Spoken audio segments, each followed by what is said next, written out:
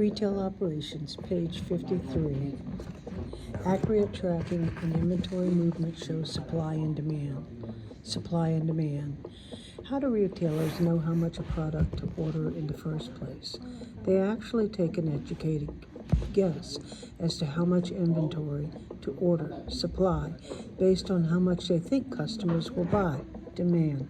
Using historical data and trend research, retailers make predictions about how much product will sell to create their orders. Accurate ordering is the key to customer satisfaction and financial success. Not enough merchandise might disappoint customers, and too much product may mean that retailer has to mark down items, sell them at a lower price than originally planned, in order to sell off inventory. The retailer's goal is to have supply equal demand. As an example, supply and demand scenario, consider grocery store shopping. Let's say your family has several milk drinkers. If you buy too much milk, it will expire before the family can drink it all. And if you have spent money on milk that you don't end up using. If you don't buy enough milk, you will run out before the next trip to the grocery store. In grocery shopping, you are often balancing your family's supply and demand. Page 55. The store inventory life cycle. The store inventory life cycle model describes what you will experience when you're working with inventory in a store. It begins at the time the inventory arrives and ends when the item leaves the store with the customer.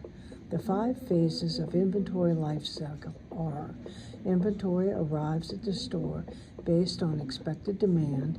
This is the result of either a purchase order received from an external source, a wholesaler or other supplier, a shipment from an internal company, a distribution center, or transfer from another location. Number 2, products are received into a system, and if necessary, merchandise is tagged and are priced. Prices can be verified using a device connected to an inventory tracking system. Number 3, inventory is moved to the sales floor and placed in a specific location or placed in a stockroom. Number 4, customers shop inventory. This may include personalized customer service, trying things on in a fitting room, demonstrating product features, comparing items, and other ways customers evaluate items before purchasing them. Number 5, inventory is purchased and leaves the store. Page 56. In a perfect world, this would be the end of the story. However, there are circumstances that can disrupt the flow of the cycle, including inventory arrives at the store broken or damaged or unsellable, and is unsellable. Items are moved by customers to other locations in the store that are not easily located. This includes items disregarded at the register when a customer changes their mind about purchasing. Incorrect signs or prices, labels discourage customers from purchasing a product. Merchandise is stolen. Items are damaged or expire. Food products, while on sale on the floor, become unsellable. Inventory may be returned to the store when it is defective or unwanted. If a returned item is a sellable condition, the return or exchange transaction re-enters the original product back into the inventory so that it can be sold again. For example, if a customer returns an unopened package of batteries, it gets re-entered into the inventory. With the exception of unknown theft, most retailers have specific processes in place for maintaining inventory data integrity of these situations. For example, expired yogurt 6-packs may be scanned out of the inventory as unsellable by an employee using a handheld device. This reduces the number of on hand in the system and triggers an order for more products.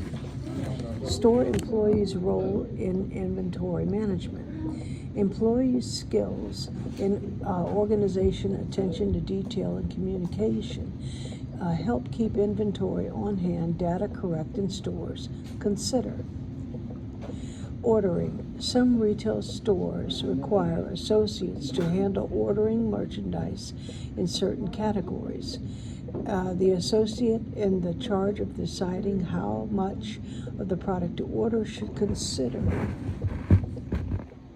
inventory on hand, both sales floor and stockroom, historical rate of sale, promotional activity, current and upcoming, frequency of delivery, and safety stock requirements. The goal is to only have the necessary excess inventory in the stockroom.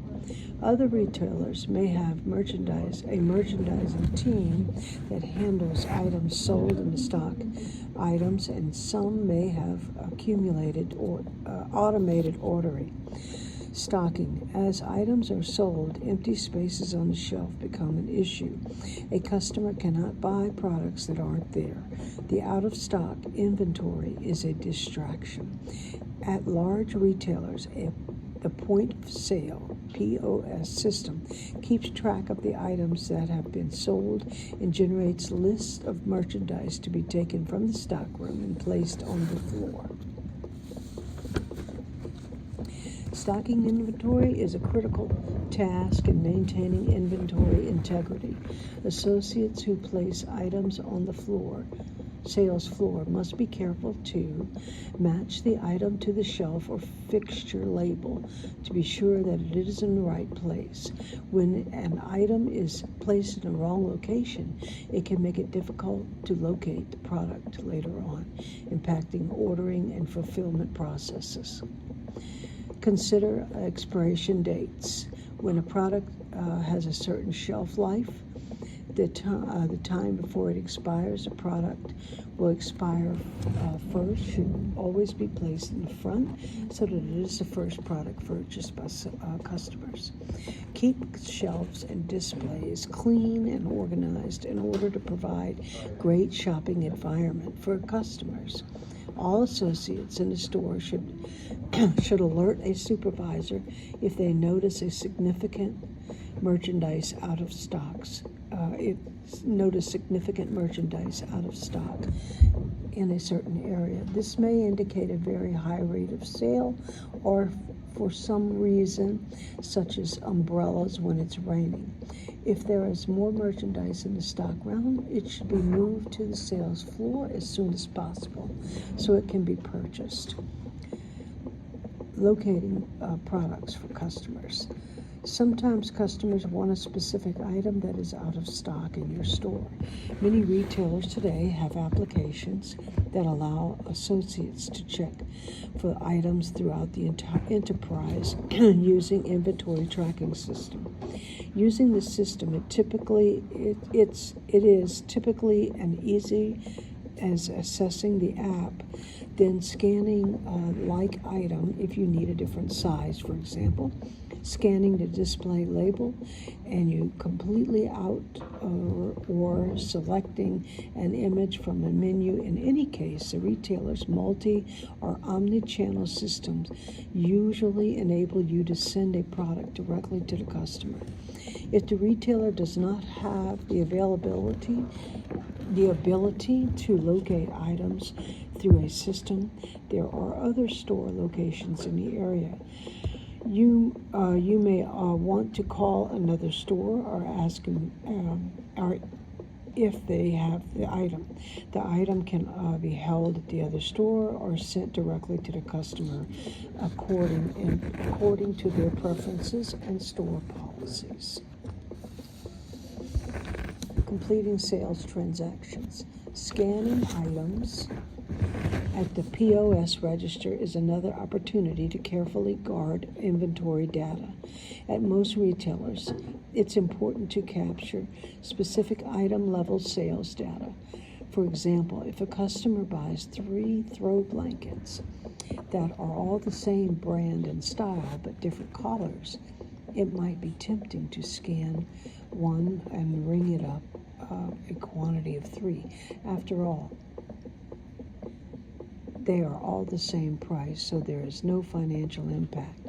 However, the system now would think that there are 3 navy blankets that were sold, so it would begin to base its stockroom pulls and reorder information on that data, when in fact there was only 1 navy blanket, 1 yellow blanket, and 1 red blanket sold.